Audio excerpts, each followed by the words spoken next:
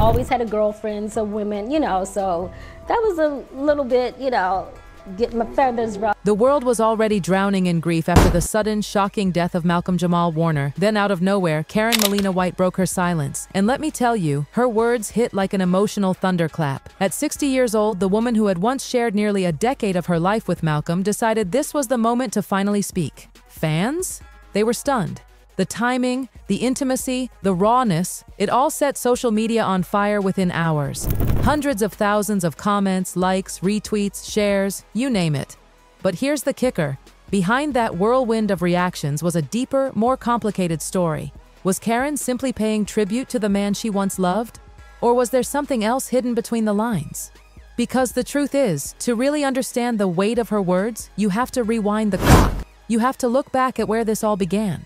The long, winding, emotional history between Karen and Malcolm. Let's take it back. Malcolm-Jamal Warner, born 1970, Jersey City. From the moment he stepped into Hollywood, his life was practically married to the spotlight. At just 14 years old, he became Theo Huxtable on The Cosby Show. And that wasn't just any role. This was the sitcom that defined an entire era. Over 30 million Americans tuned in every week. Malcolm's boyish charm and sharp wit didn't just make him famous, it made him unforgettable. Emmy nominations followed, and suddenly, he was the face of an entire generation. But Malcolm wasn't one of those stars who fizzled after child fame. Oh no, he kept pushing. After The Cosby Show, he took the lead in Malcolm and Eddie, 1996 to 2000, popped up in Suits, Read Between the Lines, The Resident, you name it. He even proved his artistry wasn't limited to acting. He was a poet, a musician, a spoken word performer, and let's not forget, he took home a Grammy in 2015 with Robert Glasper and Lala Hathaway for Jesus Children. That's not just talent, that's legacy. Now enter Karen Malina White. Born in 1965 in Philadelphia, Karen carved her own path with brains and beauty. She broke through in Lean on Me, 1989, but fans really fell in love when she played Charmaine Brown on The Cosby Show and later A Different World. Smart, witty, sharp, she made her mark. And get this, by sheer coincidence, The Cosby Show was also where she and Malcolm first crossed paths. Just colleagues back then, nothing scandalous. But the seeds? They were planted. Karen wasn't just another actress. She built her career with resilience. Living Single, Chicago Hope, How to Get Away with Murder, Veep. The woman worked. And her voice? Iconic.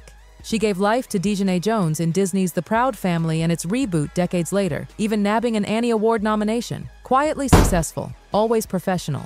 But back in the 90s, fate had other plans. Malcolm was just 20, riding the wave of fame. Karen was 25, carving her lane. Respectful acquaintances, nothing more. But then, life threw them back together. See, Malcolm had been deeply scarred by loss. His girlfriend Michelle Thomas, yes, Myra from Family Matters, tragically passed from cancer in 1998. Malcolm was by her side until her last breath. That pain changed him forever, teaching him to cherish relationships like never before. Fast forward to Malcolm and Eddie. It's 1996 and fate brings Malcolm and Karen back together. This time, as co-stars for 4 whole years. She played his neighbor, Nicoletta Vandross. And let's just say, on screen, the chemistry was undeniable. Off screen, the laughter, the long conversations, the mutual support, it slowly blossomed into something much deeper. By the early 2000s, they were no longer just friends. They were a couple. Malcolm, 30, in need of stability. Karen, 35, grounded and steady. And that 5-year gap didn't matter one bit. Friends said they were like 2 puzzle pieces that finally clicked. Karen once admitted, "He knows how to listen and always makes me laugh, even when I don't want to."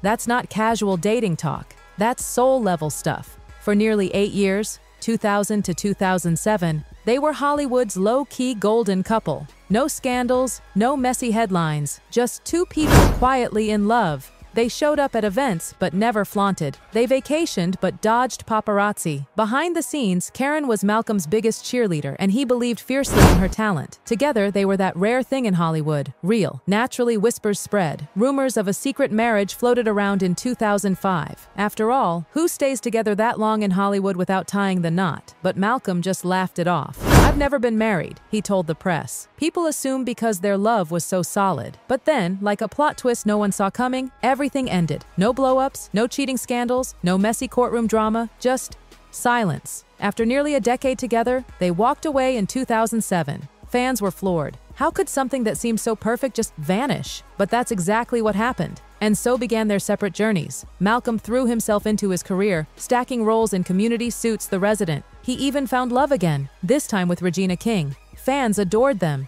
They even lived together. But heartbreak struck again, this time on Valentine's Day, when the relationship ended unexpectedly. Regina revealed it in an interview, and the world couldn't believe it. Malcolm, still the bachelor, until suddenly he wasn't.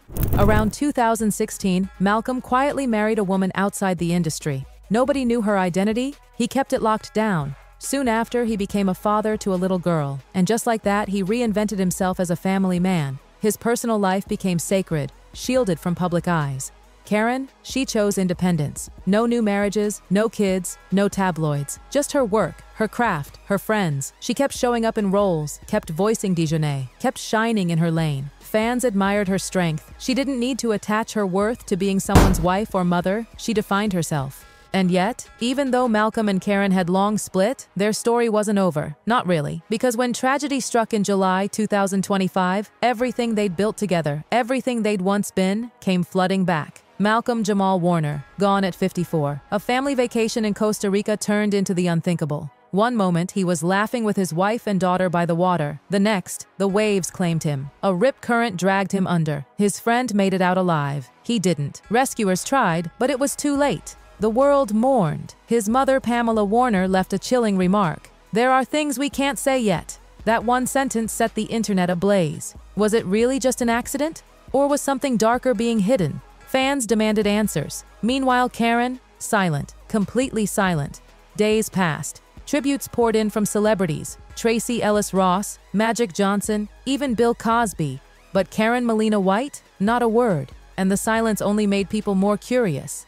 Until July 24th, 2025, that's when she finally spoke. Not with a press conference, not on TV, but with one Instagram post. A photo of her and Malcolm, locked in an embrace, smiling with pure joy. Not red carpet, not staged, just real. And beneath it, 26 words that stopped the world. What a profound karmic relationship, my friend. Thank you. Until we meet again. Love you always in all ways. And just like that, boom. The internet exploded. The caption wasn't long, just 26 words. But oh, those words. She called their bond a karmic relationship. She thanked him as if their time together had been more than just love. It had been fate, a lesson, a journey. Then came the farewell. Until we meet again. A line that whispered of belief in something beyond this life. And then, the phrase that sent shockwaves everywhere. Love you always in all ways. A declaration so bold, so intimate, that even a winking emoji at the end set the internet ablaze. Within 24 hours, her post had racked up over 150,000 likes and 40,000 comments. Twitter, now X, had her name trending worldwide. YouTube was flooded with reaction videos, dissecting every word, every symbol, every tiny nuance. People weren't just reading a tribute, they were decoding it like it was some secret message. But here's the detail that made jaws drop. Karen didn't just stop with her heartfelt farewell. Beneath her main caption, she added another line. "My deepest condolences to Pam Warner, his wife and daughter." That one line changed everything. Because in those few words, Karen acknowledged Malcolm's current wife, the woman he had fiercely protected from the public eye. It was subtle, respectful, and careful. She wasn't trying to erase the woman he'd built a family with. But still, some thought she'd crossed a line. Others believed she handled it perfectly. And that's when the internet split into war camps. Less than a day after her post, the debates were everywhere. Forums, Twitter threads, Facebook groups, even talk shows. Everyone had something to say. Critics pounced first. They called out the timing, just 4 days after his death. When his wife and daughter were still reeling, they attacked the imagery, a private, intimate photo from a moment never meant for the public. And most of all, they zeroed in on the tone. "Love you always in all ways."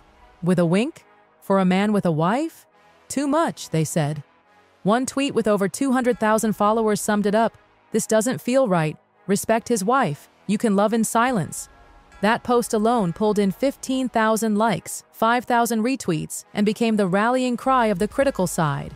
Meanwhile, people pointed to Regina King, another of Malcolm's exes, who had posted a simple, elegant tribute, respectful, non-romantic, no complications. Why couldn't Karen have done the same? But then came the defenders. And they weren't quiet either. They reminded everyone that Karen wasn't just some fling.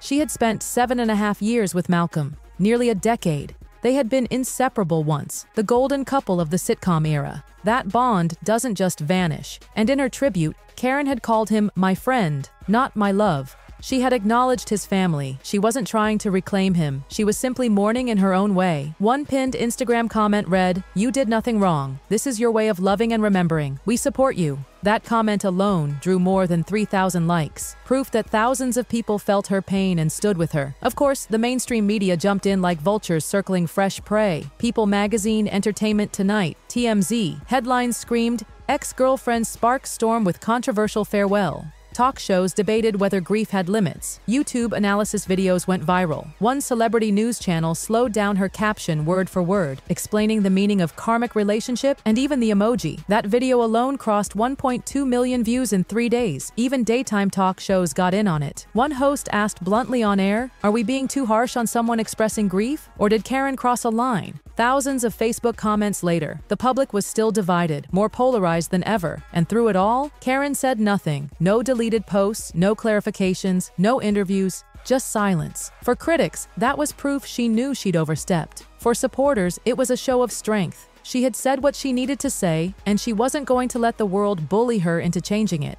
But then came whispers of something more. A source close to Malcolm's family revealed that Karen had sent a private funeral wreath. Not just any wreath, sunflowers, Malcolm's favorite. He once called them the symbol of a smile. That little detail reignited everything. Had they still been in quiet contact? Had their bond lingered in ways the public never knew? The speculation spread like wildfire. And just like that, Karen's one Instagram post had transformed into a cultural debate about grief, love, and respect. But as the dust settled, the conversation shifted. People weren't just talking about Karen anymore. They were revisiting Malcolm's entire life, his nearly 4-decade career, his Emmy-nominated childhood fame, his Grammy win, his impact on breaking stereotypes for Black families on TV, his poetry, his music, his resilience. Colleagues poured out tributes. Felicia Rashad, his on-screen mom, said, "Malcolm wasn't just a colleague. He was family younger stars like Donald Glover and Yahya Abdul-Mateen, too, called him a lighthouse who guided them." Even within the African-American community, his death hit hard. Writers and fans hailed him as a pioneer who reshaped Black representation on TV.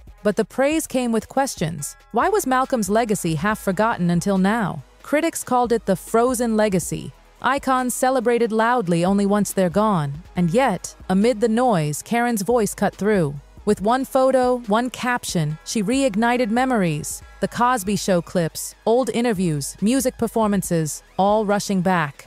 The truth?